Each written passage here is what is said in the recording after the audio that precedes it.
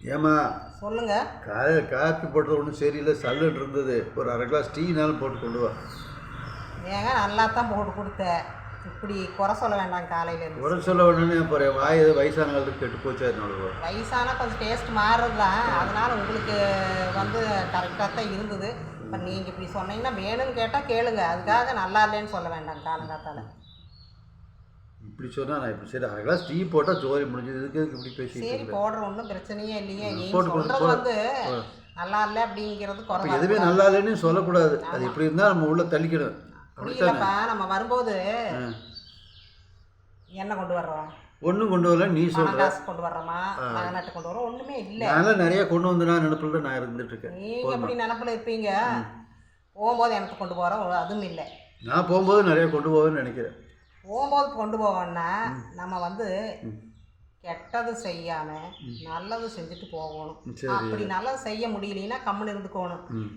போய் நம்ம கெட்டதே செஞ்சு போட்டு நம்மளது நல்லது நடக்கலை அப்படின்னு புலம்பிட்டு இருக்கக்கூடாது. எப்போ பார்த்தாலும் எனக்கு நல்லது நடக்கலை, எல்லாத்துக்கும் நல்லா இருக்கிறாங்க, எல்லோரும் நல்லா இருக்காங்க, நான் மட்டும் நல்லா இல்லை, எனக்கு ஏன்னா கஷ்டமாகவே இருக்குதுன்னா குடும்பத்துலேயுமே அவங்க அப்பா அம்மா நல்லது பண்ணியிருக்கணும். அப்போ தான் நல்லது நடக்கு.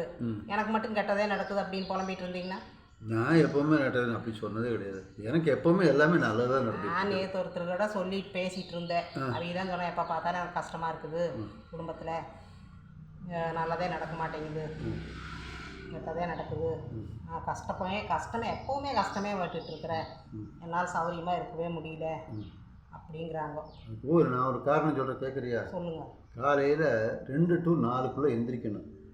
2 to 4க்குள்ளே ஆரோக்கியம் தூங்குற நேரம். அதைத்தான் அது அப்போ தான் அவனுக்கு நல்லது நடக்கும். 3 மணிக்கு மேலே எந்திரிச்சா போதும். 3 மணிக்கு மேலே எந்திரிச்சா போதுமா?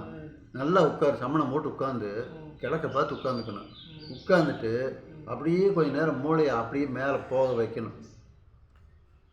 மேலே போக வச்சிருவீங்க இந்த மாதிரி எல்லாம் சொன்னீங்கன்னா. நான் என்ன சொல்கிறது, நம்மளுக்கு தெரிஞ்ச விஷயத்தை நான் சொல்கிறேன். என்கிட்ட ஒருத்தர் சொன்னது தான் நான் சொல்கிறேன். சரி. எனக்கு ஏன்னா கெட்டதே தான் நடக்குது, எனக்கு கஷ்டம் கஷ்டம் கஷ்டம்னே சொல்கிறாங்கல்ல, அதை வந்து நம்ம காது கொடுத்து கேட்கக்கூடாது எப்போவுமே. ஏன்னா அவங்க சொல்லிகிட்டே இருப்பாங்க, அந்த கஷ்டம் நம்மளுக்கு வந்துடும். புரிஞ்சுதுங்களா? சரிம்மா.